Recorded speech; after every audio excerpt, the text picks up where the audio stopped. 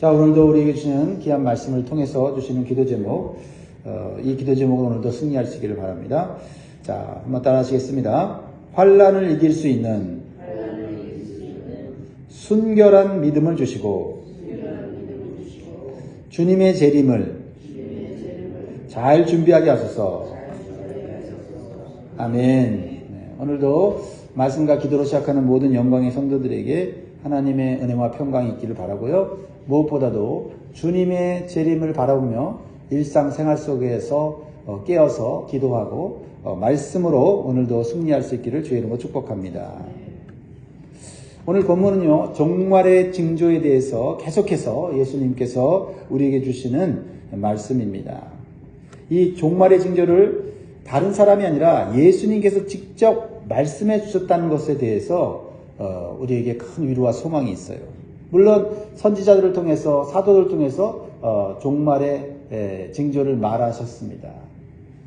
그러나 예수님께서 직접 종말의 징조에 대해서 말씀하셨다는 것은 큰 의미가 있는 거죠.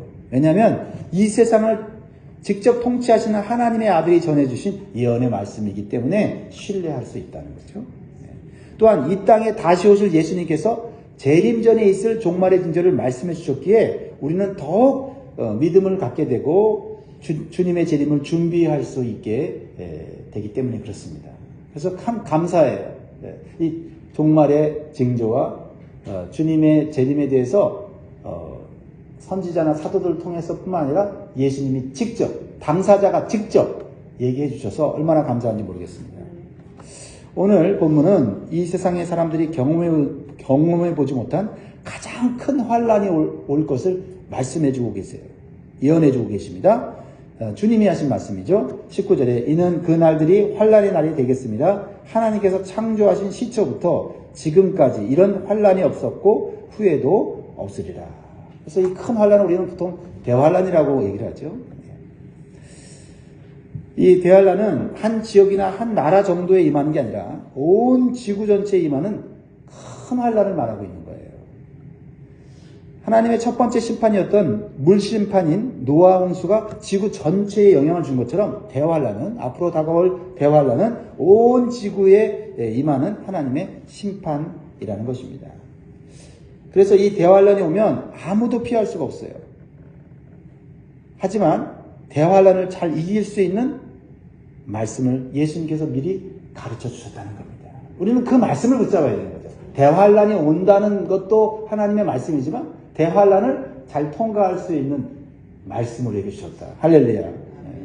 대환난 후에는 예수님께서 영광스러운 모습으로 이 땅에 오실 것입니다. 그러므로 우리는 종말의 징조를 보면서 두려워할 것이 아니라 오히려 경각심을 갖고 주님의 말씀대로 종말을 잘 준비하는 성도가 되어야 될 줄 믿습니다. 자, 오늘 종말을 잘 준비하는 성도의 모습, 첫 번째는 멸망에 가증한 것을 볼 수 있는 눈이 있어야 된다. 멸망에 가증한 것을 깨달을 수 있는 영적인 눈이 있어야 합니다. 14절 보세요. 멸망에 가증한 것이 서지 못할 곳에 선 것을 보거든 읽는 자는 깨달을진저 그때 유대에 있는 자들은 산으로 도망할지어다. 자, 멸망에 가증한 것이 무엇일까요? 멸망에 가증한 것은 하나님을 대적하여 세우는 우상을 말하는 거예요. 이 가증한 우상이 어디에 세워진다고 말합니까? 서지 못할 곳에 섰다. 즉 하나님께 예배해야 할 거룩한 성전 안에 하나님을 대적하는 우상이 세워진다는 거죠. 자, 이 멸망에 가증한 것이 세워지는 때가 큰 환난이 오는 때다라는 것입니다. 그러므로 우리는 이 멸망에 가증한 것이 하나님을 대적하여 서는 것을 볼 수 있는 영적인 눈이 있어야 된다. 자, 이 하나님의 말씀은요, 이미 성취된 말씀이면서 또한 앞으로 성취될 말씀이에요. 그러니까 역사적으로 거룩한 성전을 모독하여서 우상이 세워진 일이 2번 있었어요. 이미 있었습니다. BC 167년과 AD 70년이에요.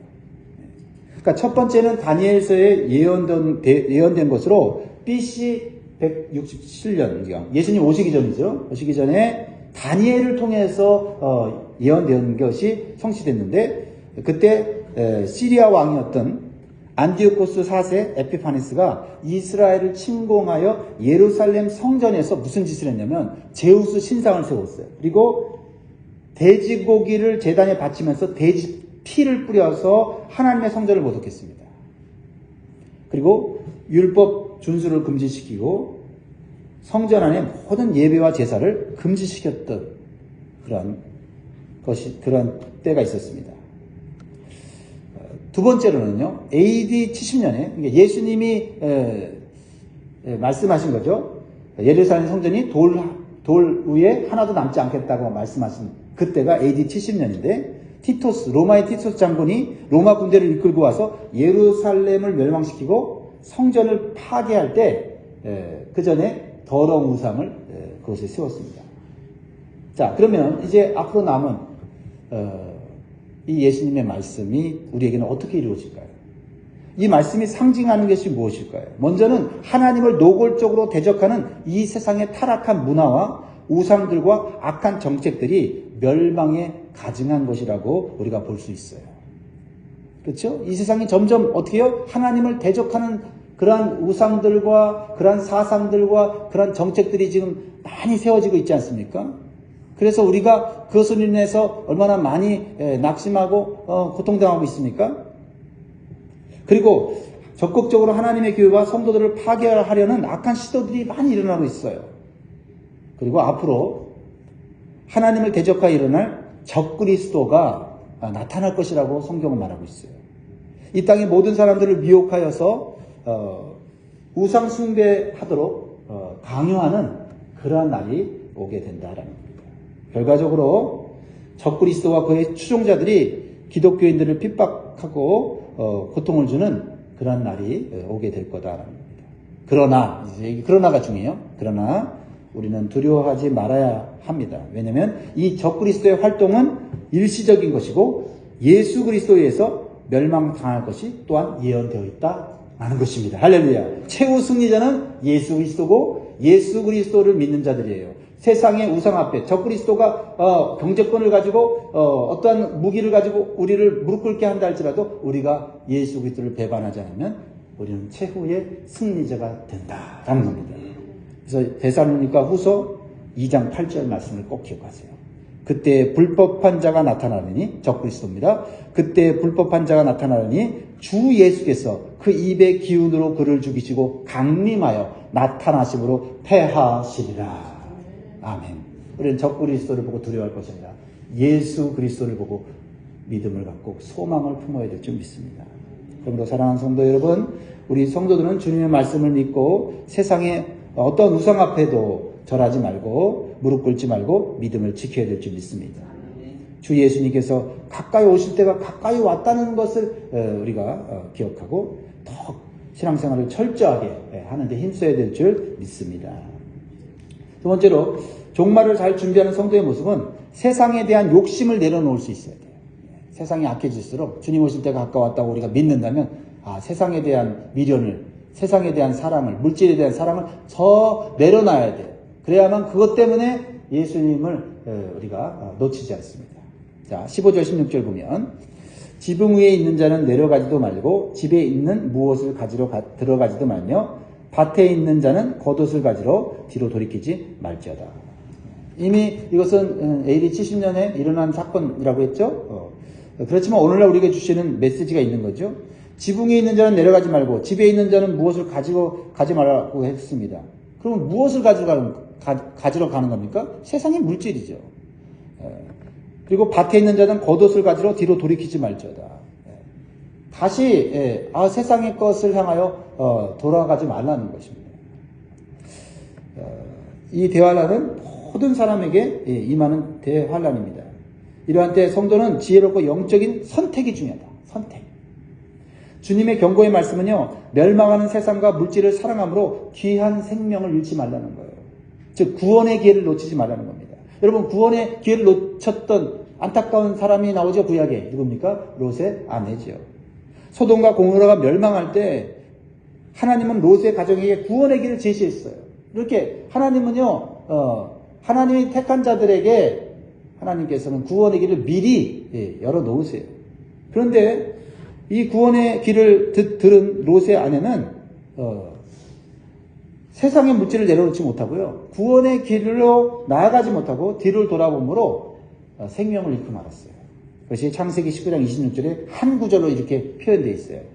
롯의 아내는 뒤를 돌아보았으므로 소금 기둥이 되었더라. 말세를 사는 우리에게 주시는 경고지요. 사랑하는 성도 여러분, 대환란 때에 세상의 것에 미련을 두지 않고 오직 하나님만을 의지하는 믿음을 가져야만 여러분의 영혼이 살 수 있음을 믿으시기 바랍니다. 그런 걸 지금부터 자꾸 세상을 멀리하고 물질을 멀리하고 그렇죠? 하나님을 가까이 하는 연습을 자꾸 해야 돼요. 그렇지 않으면 환란의 때에 우리는 세상의 것에 휩쓸리게 될 수 있다라는 겁니다. 자, 종말의 삶을 잘 살아가는 길. 세 번째는요, 환란의 날을 극복할 수 있도록 힘써 기도해야 된다. 기도해야 된다. 기도만이 이 환란을 극복할 수 있다는 이 주님의 말씀을 우리는 기억해야 돼요. 17절, 18절 보세요. 그날에는 아이 벤 자들과 젖먹이 있는 자들에게 화가 있으리로다. 이 일이 겨울에 일어나지 않도록 기도하라. 기도하라. 겨울에 일어나지 않도록 기도하라. 그렇죠. 환란 때, 그렇죠. 전쟁 때 정말 아이 벤 사람과 젖먹이는 사람들이 얼마나 힘듭니까? 그러니까 환란도 힘든데 우리가 이렇게 상황적으로 어려우면 더 힘들어지는 거죠. 그러니까 우리가 기도해야 된다는 거죠. 우리의 연약함과 우리의 그 부족함을 잘 이길 수 있도록 기도를 미리 해야 된다는 거죠. 성도에게 주신 기도의 능력은 환란을 극복할 수 있는 가장 강력한 무기입니다. 다른 거에 없어요. 기도해야 돼요.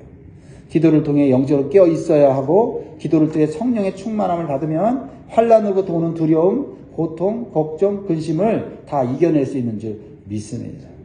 그리고 무엇보다도 하나님의 보호하심을 확신해야 돼요.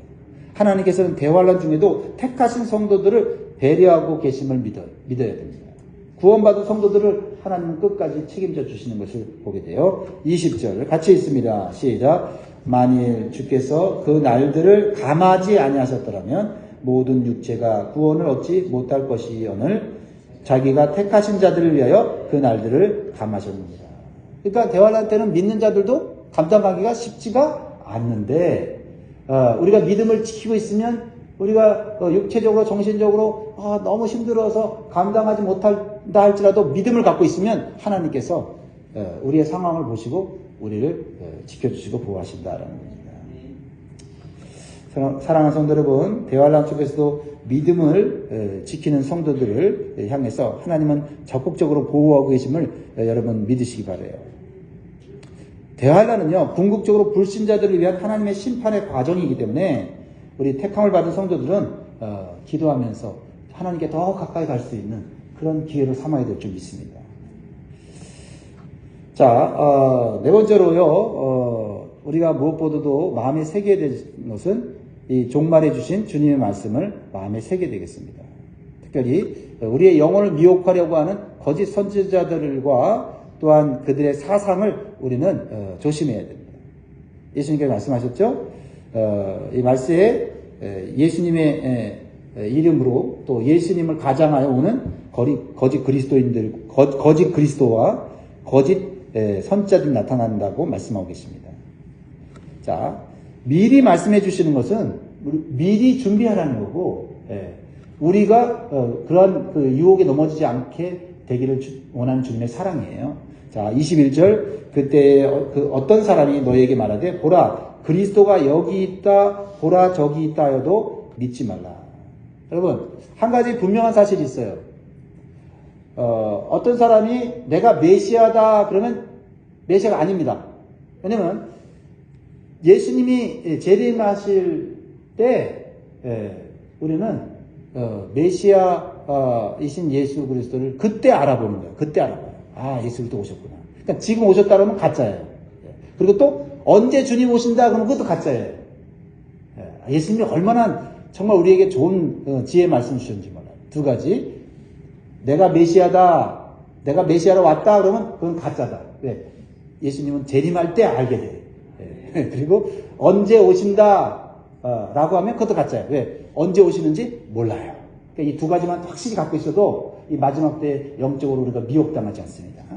자, 22절에 거짓 그리스도들과 거짓 선지자들이 일어나서 이적과 기사를 행하여 할 수만 있으면 택하신 자들을 미혹하려 하리라.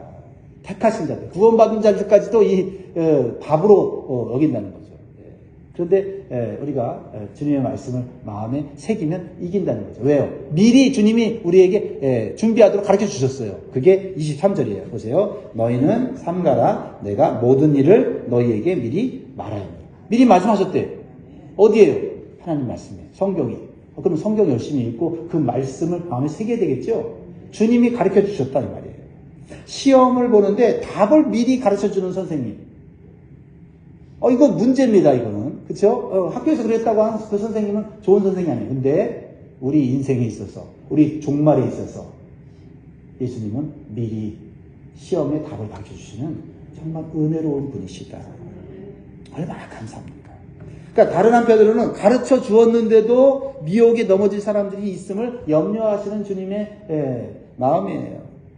그 어느 때보다도 말세에는 이런 우리가 잘 아는 신천지와 같은 이단들의 활동이 강력해진다는 것을 기억하시기 바랍니다. 그래서 우리는 주변 성도들이 믿음에 흔들리지 않도록 서로 격려하고 말씀으로 깨우쳐 줘야 돼요. 왜냐면 그냥 저거 잘못된 이단이야.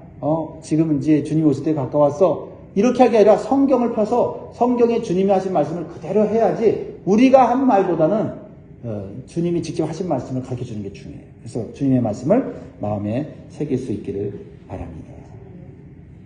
오직 하나님 말씀은 변치 않는 진리며 미래에 반드시 성취되는 언약의 말씀입니다.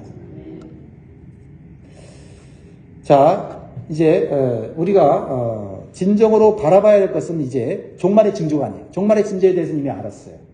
종말의 징조를 보고 두려워하거나 흔들리는 게 아니라 종말에 재림하실 예수님을 바라봐야 돼요. 대환란 후에 예수님께서 재림하시기 전에 특별한 자연현상이 일어난다고 가르쳐줬어요. 그러니까 예수님이 언제 오실지는 모르는데 정확하게 내일 올지 그 다음 때로 올지 정확히 모르는데 주님이 오실 때가 가까이 왔다는 걸 우리가 알게 돼요. 기도하면. 그리고 대환란이 오면 주님 오실 때가 가까웠다는 걸 알게 되고 그다음에 대환란 후에 특별히 어떤 자연현상들이 일어나게 될 건데 그때는 정말 예수님이 가까이 왔네. 우리는 영적으로 각성할 수 있다는 거죠. 얼마나 감사합니까? 그게 보세요. 24절 보세요. 그때의 그 환란 후에 환란 후 해가 어두워지며 달이 빛을 내지 아니하며 별들이 하늘에서 떨어지며 하늘에 있는 권능들이 흔들리리라. 천체의 변화가 일어납니다. 감사하지 않습니까?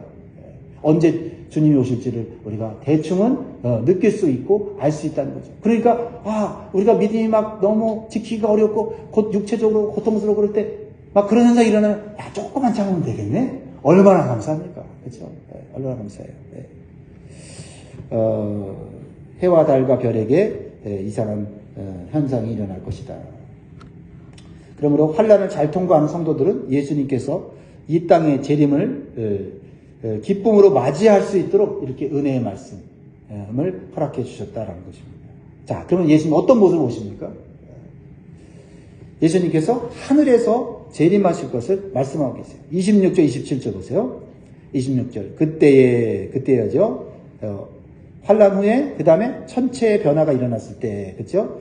인자가 구름을 타고 큰 권능과 영광으로 오는 것을 사람들이 보리라.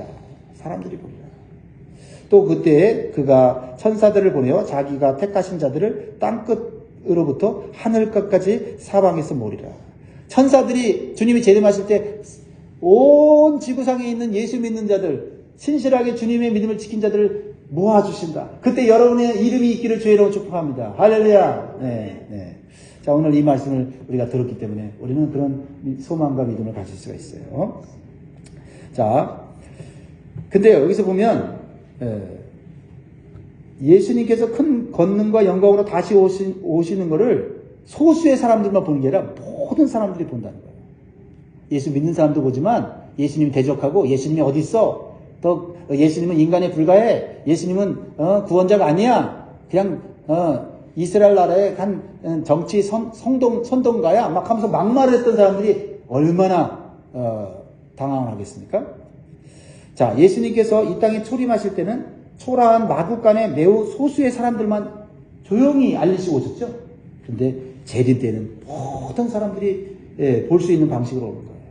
정말 우리가 원하는 거 아닙니까? 우리가 정말 소원하는 거 아니에요? 지금 예수님 믿고 우리가 신앙생활 하는데 세상은 점점 예수 믿는 자들과 기독교와 교회를 핍박하면서 너희들은 독단적인 사람이다. 너희들은 배타적인 사람이다. 너희에게만 구원이 있다 그러냐? 세상은 지금 모든 종교에 구원이 있고 이렇게 나아가는데 기독교만 너희에게 구원이 있다고 하면서 얼마나 핍박합니까? 우리가 기다리는 건 뭐예요? 예수님이 이 온 우주의 통치자이심을, 만왕의 왕이심을 보여주시는 그날을 우리가 기다리지 않습니까? 그랬을 때 우리가 어떻게 됩니까? 예수님 믿고 신앙 지키기를 잘했다. 세상 사람들의 말을 듣고 배반하지 않는 거 잘했다. 그러나 세상 사람들은 후회하고 정말 통곡하게 된다 이 말이죠. 그래서 요한계시록 1장 7절에 마지막 때에 일어나는 현상을 보게 됐죠. 볼지어다 구름을 타고 오시리라. 각인의 눈이 그를 보겠고 그를 찌른 자들도 볼 것이요 땅에 있는 모든 족속이 그를 인하여 애곡하리니 그러하리라. 아멘. 땅에 있는 모든 족속이 애곡한다. 여러분 그때 예수님 오실 때 정말 후회하면서 가슴을 치며 애곡하는 데 되지 마시고 영광스럽게 주님을 맞이하시기 바라고 여러분 눈에 흘린 눈물을 주님이 닦아주시는 은총을 여러분 받으시길 주님으로 축복합니다. 우리가 주님의 재림에 대해서 분명히 알아야 될 이 사실을 기억하시기 바라요. 예수님이 처음 오셨을 때는 모든 사람들을 구원하러 오셨지만 두 번째 예수님이 오시는 목적은 택한 자들은 구원하시지만 끝까지 복음을 거부하고 하나님을 대적한 자들은 공의로 심판하기에 오신다. 이때는 기회가 없어요. 예수님 오시기 전에 예수님 믿어야 돼요. 예수님의 재림은 구원받은 성도에게는 축복의 날, 축제의 날이지만 불신자들에게는 심판의 날, 어둠의 날이 되는 거예요. 그렇습니다. 그러므로 여러분 우리는 지금 구원받을 때이고 은혜 받을 때임을 기억하시기 바랍니다. 구원받은 것을 감사하고 그 구원의 은총을 지키기 위해서 철저하게 신앙생활을 해야 될 줄 믿습니다. 내가 구원받은 자라고 세상에 취하지 않고 물질을 사랑하지 않고 점점 세상을 내려놓고 물질을 내려놓고 주님만 바라보는 그러한 영적인 신앙생활에 힘써야 될 거고요. 특별히 거짓 사상과 세상의 유혹에 여러분 무릎 꿇지 않고 영적 분별력을 가지고 신앙생활을 열심히 할 수 있기를 바랍니다. 그러기 위해서는 오늘도 기도하고 말씀 보고 기도하고 말씀 보는 반복된 영적 생활을 할 수 있기를 주의 이름으로 축복합니다. 기도하겠습니다.